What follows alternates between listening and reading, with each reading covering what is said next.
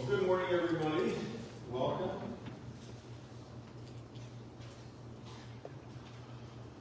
I'm going to wait for that first picture to appear.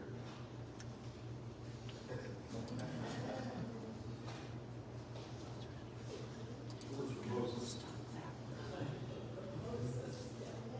Hey, while you're waiting for that picture up here, tell us of some that are visiting, what you do, what are you going to do this next fall? Are you back in it? This fall, I'm going to substitute teach, and I'm going to teach adult classes also. I'm an artist and a teacher. Everything's got a blessing with it. So I do that in my free time. I'm retired, and I think I'm in school more now than I ever was before. And it's a new experience. I love it, actually. Something to think of, I really like it. You get to know a whole new group of kids. You get to be in touch, and they can teach you all the latest things on technology, language. What does that mean? Sometimes I play, devil's advocate with them, and I'll just take a straightforward meaning, and I'll look at you like, that's not what that means. Just see your reaction. So there we are with one of my favorite pictures, Christian arts. But let me go back to before this picture, the meaning of the picture. We find the children of Israel wandering in the wilderness in the Torah. And as they're wandering, God's providing for them. And there's no sickness, no pain, no suffering. But people still grumbling. They weren't satisfied with what God was giving them, providing for them. They grumbled amongst themselves, they complained. And through their complaining, their clamor, God allowed sickness to enter them through snake bites. See, the snakes were there all along. It's not like there weren't any snakes when they were wandering in the desert earlier. But now, those snakes would bite them, and it was life-threatening. And so now they're saying, what do we do about these snakes? They're killing us. There's a punishment because of their disobedience. And so God speaks to Moses, and he says, put a pole up in the desert and put a bronze snake on the pole. And when they're bitten, they need only to look at the pole, and they see this bronze snake, and they would be healed. Now you might wonder, well, why a snake? It was messianic, why wouldn't you put a lamb up on the pole? Because that snake represented sin, it represented Satan, and it represented prophetically that Yeshua would take upon himself the sins of the world. And all we needed to do was be in him, and we would be healed. He was messianic.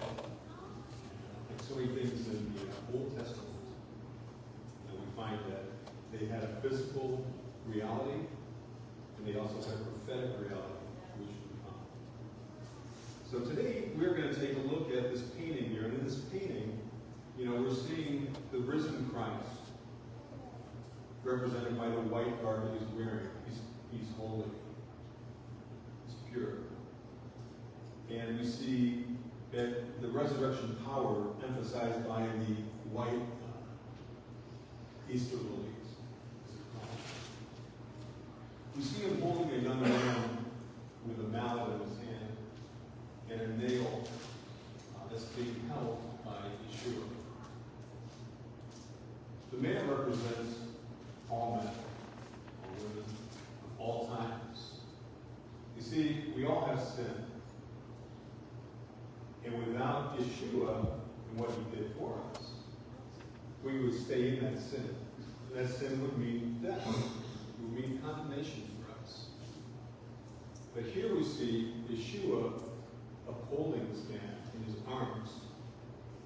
The man that nailed him to the cross. Yeshua takes that nail and holds it. Beautiful picture of forgiveness. So forgiveness is going to be the topic today. What I'm going to be talking about. Thanks to forgiveness, we're forgiven. Pretty simple, right? So, let's start with looking at God. What's the nature of God? Number one, he's merciful. He's a God of mercy. He could have chosen to leave Adam and Eve to their own demise and say, the heck with those two. I gave you paradise. They blew it. I asked one thing of them. And they disobeyed me. One thing. That pomegranate must have looked pretty good. The Bible says the fruit. But we can always surmise it was maybe a pomegranate, which would have been common to those parts. It would have been apple. But at any rate, they were deceived by Satan. Satan convinced them that the only reason that the Lord told them not to eat of that tree is because they would have knowledge of God. They would be like him. And they bought into a lie.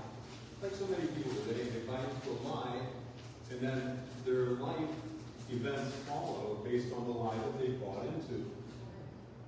And when you buy into sin as a lifestyle, it takes you to condemnation.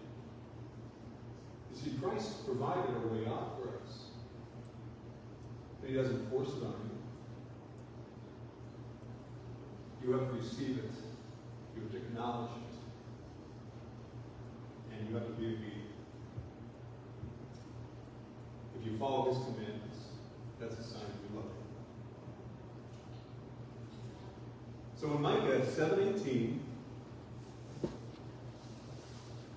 who is a God like you, who pardons sin and forgives the transgression of the remnant of his inheritance? You do not stay angry forever, but delight to show mercy.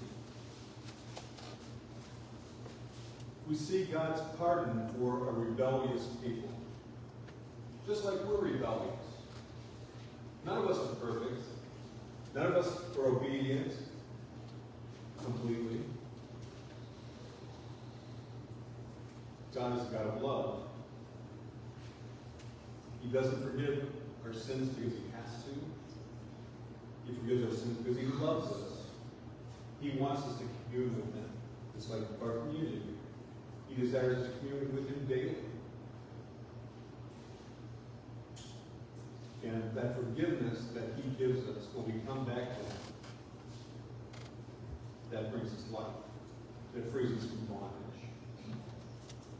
Chronicles 30:9, for the Lord your God is gracious and compassionate. He will not turn his face from you if you return to him.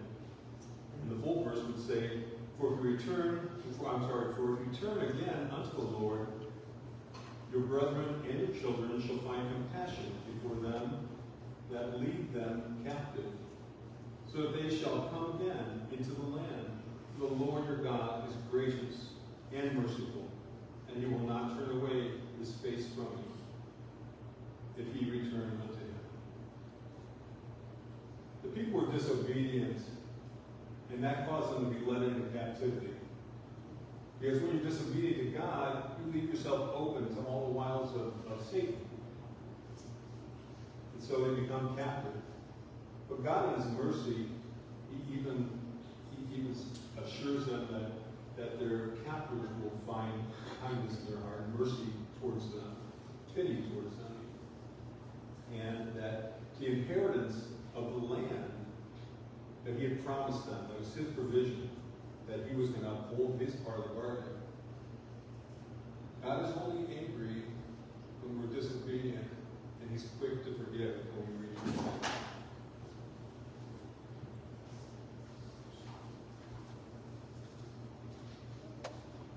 Our freedom from bondage to sin, therefore, my friends, I want you to know that through Jesus, the forgiveness of sins is proclaimed to you through him. Everyone who believes is set free from every sin. In justification, you were not able to obtain under the law of Moses. You see, in Moses' this time, people thought that you had to be so careful to not break a sin, or not to break obedience with God, not to break one of his laws, that you would be condemned.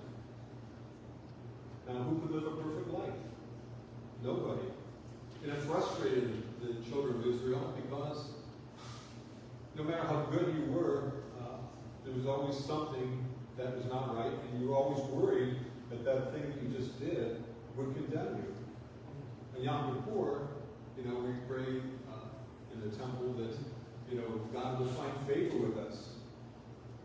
And we beef up our giving, and we beef up our charity and our kindness towards others during Yom Kippur in hopes that we would find mercy in God. They don't have that assurance. They pray that God will be gracious and grant them another year. But we know that through the redemption that Christ provided for us through his resurrection power, we have the assurance that we are in him, that he has forgiven us of our sins. So it's not just the keeping of the law. Okay? It's not the law that saves us. It's our communion with the risen Savior, with Yeshua. It's being in him. It's receiving what he's done for us. It's turning back to God. Compassion for others is something that we are expected to have for our brothers and sisters. We're not meant to live selfishly and take all we can get in this life and let somebody else find their own. We're meant to have compassion on others. Colossians 3:13 says, "Bear with each other and forgive one another if any of you has a grievance against someone. Forgive as the Lord forgave you." And this is not easy because we are humans. When somebody hurts us, it's a natural reaction to feel hurt. So we're not saying to not be human, to not feel. But it's godly to forgive. Because when we don't forgive, we remain at that spot and we never progress. We remain in bitterness. We remain in anger. We remain in things that will tear us apart. And it's like being hurt all over again. And it's even worse because it's daily that you are thinking about these things. And they'll fill your mind and they'll eat away at you. And I'm as guilty as anybody here of holding grudges sometimes. And I have to ask for God to help me forgive. And this is very important because if Christ did this for us, he took upon the sins of the world in his own body, was crucified on the cross. Who am I?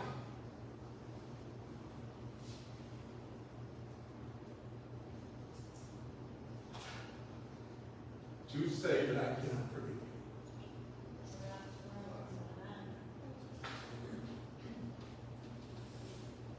Luke 23:34 says, Jesus said, "Father, forgive them, for they do not know what they are doing." And they divide up his clothing by lots. Cast lots for even his clothing. This is the first thing that Jesus said. The first statement he makes. Father, forgive them. Crucifixion was like the cruelest death that they knew of. If they knew of a crueler death, they would have done that. The Romans were very evil people that hated anybody that was not Roman. And even the most vile Roman, they wouldn't be given crucifixion to. It was only anybody that was outside of being a citizen of Rome. Father, forgive them. His primary thought while he was dying, while he was suffering on the cross. Who are we not to forgive our enemies? Ephesians 4:32 says, "Be kind and compassionate to one another, forgiving each other, just as in Christ God forgave you." Paul actually talks about 6 attitudes that we should have. Three attitudes that we should have and 6 attitudes that we should not have as believers in Christ. I've written them down so I don't forget it. I even rack my brains and think, what is that last one? So the first attribute is bitterness, that we can carry bitterness through unforgiveness. Who wants to be bitter every day of your life? That everything you look at, you're going to be cynical of and have something bad to say. Well, the sky's beautiful, but it's going to probably be rainy later on. You know? Yeah, my car's running great now. You know? I mean, that's kind of like what unforgiveness is. We have to always find the bad side of things because we're filled with, emptiness and anger. Anger is another attribute that we should not carry as believers. Wrath, which is just wickedness. Clamor, which is basically shouting and loud quarreling. Keep repeating what happened to you, what offense you had. Keep saying it to anybody who will listen. Because it makes you feel somehow better, but then it doesn't really make you feel better. It just keeps the anger alive. Slandering, which is evil speaking about those people that caused you harm. Malice, which again is wickedness. That we want bad things to happen to them for what they did to us. Instead, he tells us to clothe ourselves in compassion, in kindness, humility, gentleness, patience, forgiveness, and love. As we have been shown love. As we have been forgiven. In Proverbs 28:13, we read, whoever conceals their sins does not prosper, but the one who confesses and renounces them finds mercy. When we talk about our sins to other people, we can make confession. It helps us to relieve that. It helps us to forgive. And unforgiveness is certainly a sin.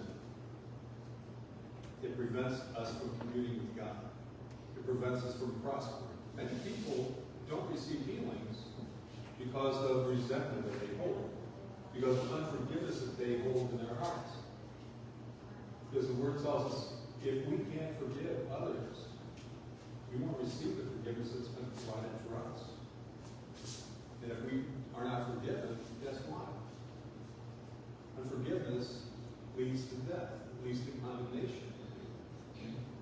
Confess our sins quickly. He's quick to forgive us and forget our sins as far as the east is from the west. Psalms 32:5 says, then I acknowledged my sin to you and did not cover up my iniquity. I said I will confess my transgressions to the Lord, and you forgave the guilt of my sin. Peter stands at Solomon's portico. The portico is just 2 rows of columns that are covered, usually an entranceway to a building. And there's been a lame beggar that is now jumping for joy and walking and just shouting, he's been healed. And the people are all like, what happened to him? How did this happen? How did this come about? Because they're thinking in a Jewish mindset, didn't he have sinned? How did God find favor in this man? That he would be forgiven. And that he could now walk and so forth. And he reminds them of what Christ has done. And he tells them to repent. He tells them to repent for the corporate crucifixion that all of us were a part of through our sins, through our life. So repentance is another important avenue here in forgiveness. So if we're forgiven, we don't just say, okay, thanks a lot, I appreciate that, and keep going on living like you were living before. No, it's a turning around. It's a change of heart, change of attitude from the inside on out. And he also talks about how our sins are blotted out. You see, in those days, people would write on papyrus that was pressed, and they would write in ink on that. And if you made a mistake, it would be very easy to wipe that out, to blot it out from the papyrus. And that's kind of a nice little cultural thing there. And it's easy for God to wipe out our sin when we seek Him, when we return to Him, when we confess our sins, and we become in right standing then too with Him. Why is it necessary to forgive others? Luke 6:37, do not judge and you will not be judged. Do not condemn and you will not be condemned. Forgive and you will be forgiven. As we measure unto another man, it's measured back to us. If we are all about unforgiveness, we are unforgiven. If we have compassion and love for our enemies, for those that do us wrong, then we exhibit the life and the love of God. The love of God is in us, and it's active. And it brings good things. See, everything we do brings about a curse or it brings about a blessing. Every word you speak, everything you do, every action you do, they're measured. And they multiply, either for good or for bad. When we keep exhibiting our unforgiveness, which only produces death and condemnation, that's what we're reproducing in the world. Very important.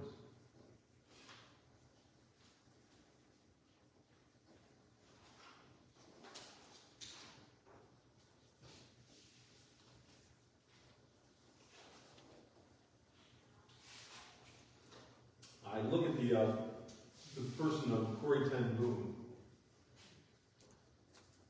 as a classic in forgiveness. Most of you probably are familiar with The Hiding Place. She was in the Netherlands during World War II. The Luftwaffe came in and the Nazis took over. And their primary objective was first to round up the Jews and to exterminate them. She was responsible, along with her family. Her dad was a watchmaker. They had a shop there. And they would meet with people, and they provided for safe passage for them to get away. They ended up building a room into their home, which was connected to another home that they had purchased. And it was hidden by a wall so that the Jews could actually hide there. There was a family of Jews hiding there and other people hiding there. And eventually there was an informant that came, pretending to be a Jew wanting passage, and he betrayed her and her family.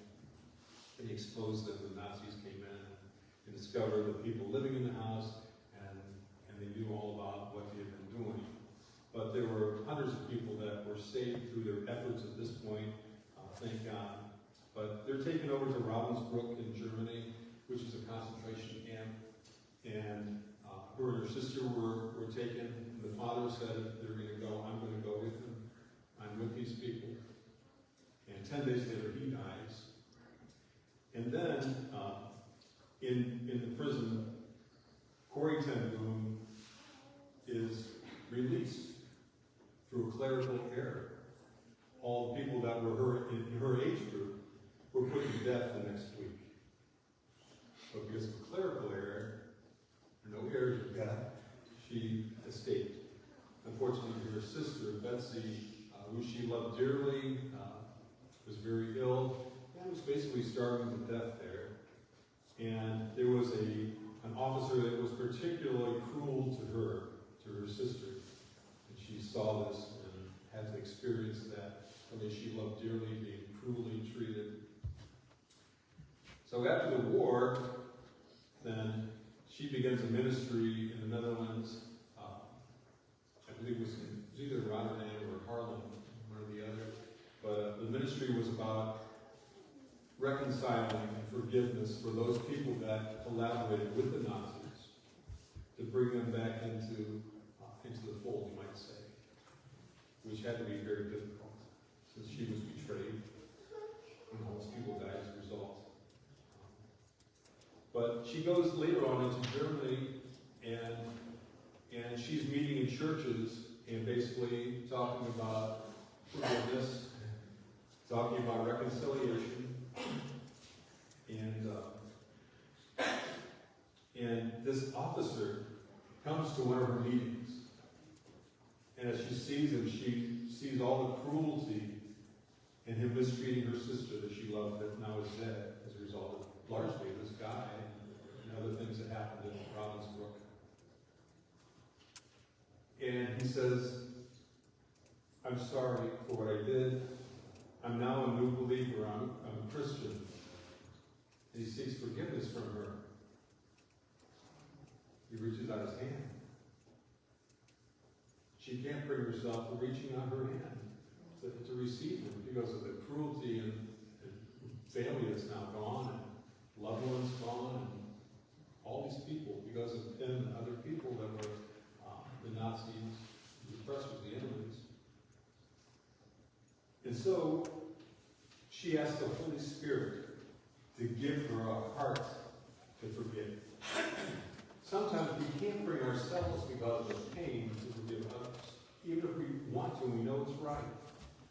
That's where the Holy Spirit comes in, our comforter, who desires to bring God's peace to us. In his heart we rely. Carries us in those times that we find difficult to do it ourselves, the things that we know we need to do. And I'd like to read the parable of the unmerciful servant. Could you please give me a tissue? Yeah. What's that? With Corey Ten Boom? She died. Oh, she did. It was the Holy Spirit that she allowed him to work through her. And then she did forgive him. Otherwise, she would not have been very authentic in her ministry of forgiveness and reconciliation.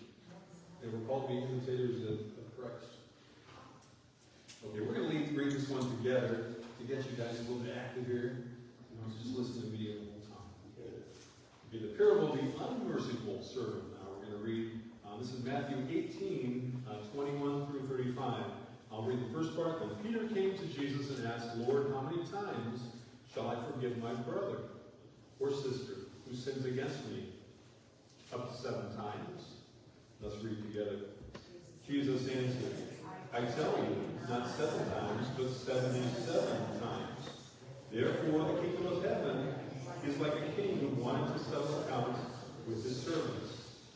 But when that servant went out, as he began the settlement, a man who owed him 10,000 bags of gold was brought to him. Since he was not able to pay, the master ordered that he and his wife and his children and all that he had sold to repay the debt. At this, the servant fell on his knees before him. Be patient with me, he begged, and I will pay you back everything. The servant's master took pity on him, canceled his debt, and let him go. But when that servant went out, he found one of his fellow servants who owed him 100 silver coins. He grabbed him and began to choke him. Pay back what you owe me, he demanded. His fellow servant fell on his knees and begged him, be patient with me, and I will pay it back. But he refused. Instead, he went off and had the man thrown into prison until he could pay the debt. When the other servants saw what had happened, they were outraged and went and told their master everything that had happened.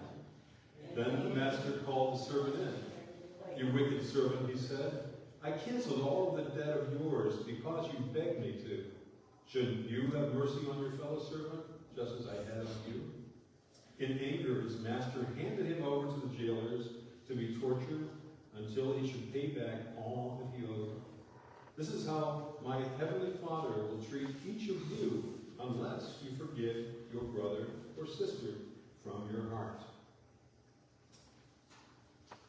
I was thinking sometimes God gives you pictures, simple pictures even from your own life and experiences.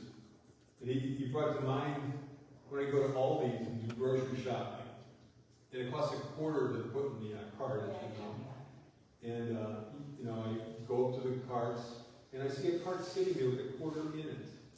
It's already been paid for me. It's nothing I did to cause it to, be paid. And then when I come out, I leave the cart for somebody else.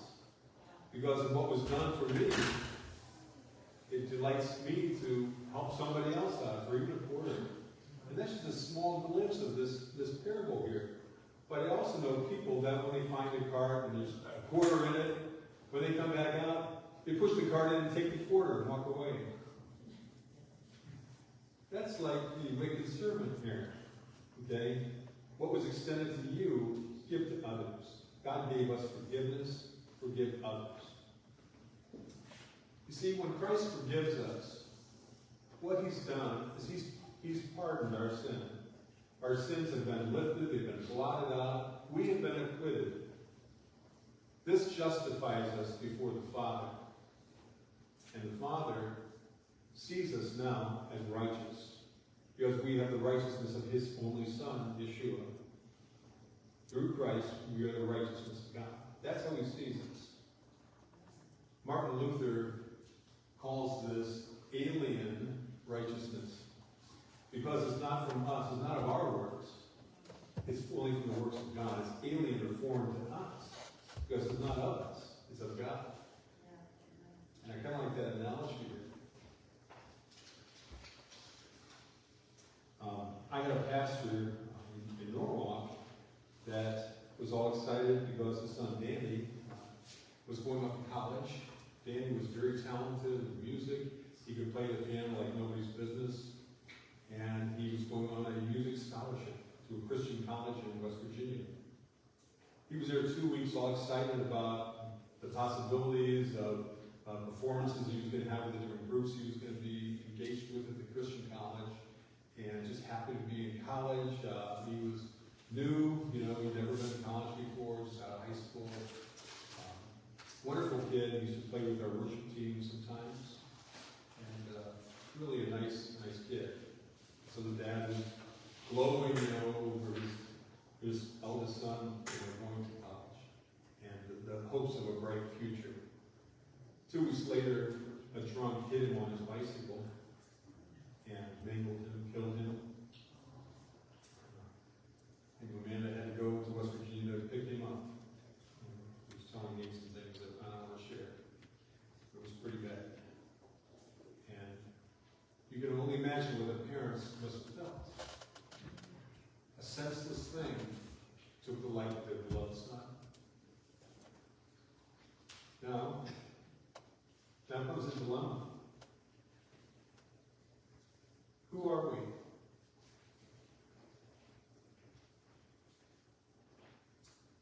Father went to West Virginia in his grief.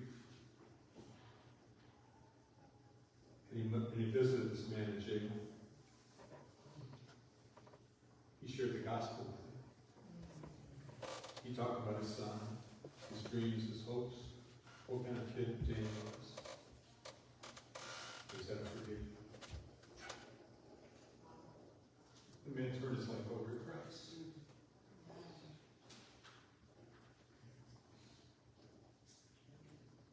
An amazing witness. So think of the things in your life that you hold against others. How small they are in comparison. And you can forget. Don't do it. Forgive. Luke 17, 3 and 4.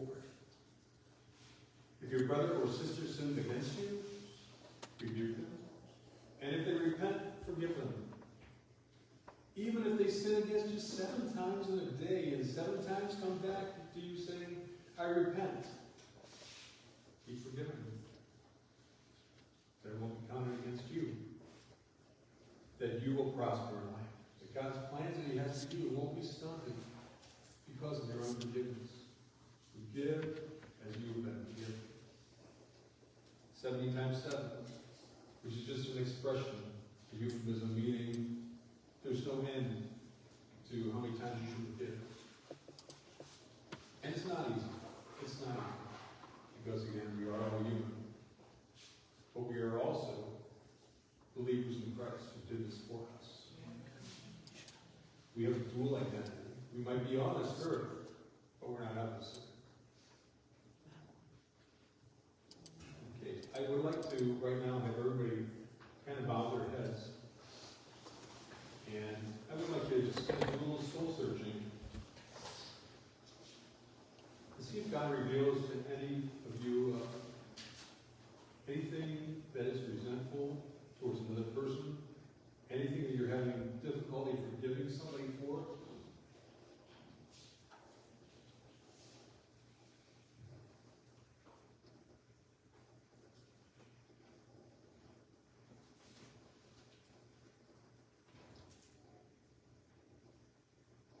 God brings somebody to your mind. Quietly, I'd like you to say, Father, I forgive, say your name, for the hurt that it caused me, for the betrayals, for the lies, the slander, the embarrassments, the malice that you created for me.